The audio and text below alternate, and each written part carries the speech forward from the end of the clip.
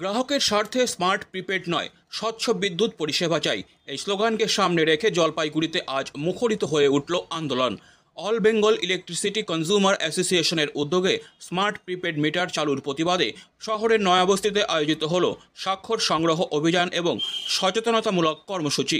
এই আন্দোলনের মূল দাবি একটাই, স্মার্ট প্রিপেড মিটার বসানো চলবে না।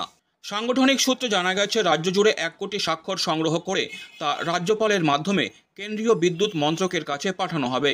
অল বেঙ্গল ইলেকট্রিসিটি কনজিউমার অ্যাসোসিয়েশনের এক সদস্য জানান, এই স্মার্ট মিটার আসলে টাকা লুটের ফাঁদ। আগাম টাকা না থাকলে বিদ্যুৎই থাকবে না, এটা কোনোভাবেই সাধারণ মানুষের পক্ষে নয়। সংগঠিত করছি মানুষকে, পাড়ায় পাড়ায় থেকে তারা দলবদ্ধভাবে ইলেকট্রিক অফিসে অবজেকশন দিয়েছে। হাকিম পাড়া অলরেডি দিয়েছে, পান্ডাপাড়া থেকে কিছু কিছু অংশ দিয়েছে। আমরা আবার সবার কাছে যাচ্ছি।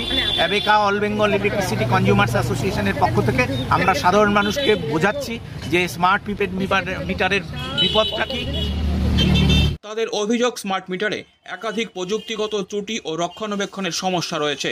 সফটওয়্যার বাগ, যান্ত্রিক গোলযোগ, অতিরিক্ত ব্যয়, সব মিলিয়ে এটি মধ্যবিত্ত ও দরিদ্র গ্রাহকের ওপর আর্থিক বোঝা চাপিয়ে দিচ্ছে। স্মার্ট প্রিপেড মিটার চালুর বিরুদ্ধে গণস্বাক্ষর সংগ্রহ করছি।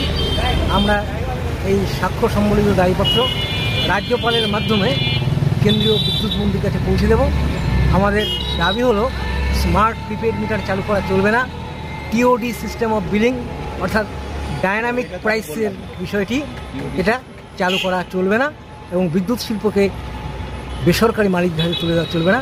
স্মার্ট মিটার বসানোর যুক্তিতে সরকার বলছে, গ্রাহকের স্বচ্ছ ও আধুনিক বিদ্যুৎ ব্যবস্থার জন্যই এই পদক্ষেপ। তবে বাস্তবে দেখা যাচ্ছে, বিদ্যুৎ ব্যবহারের আগেই টাকা জমা দিতে হচ্ছে এবং সেই টাকা দ্রুত ফুরিয়ে যাচ্ছে।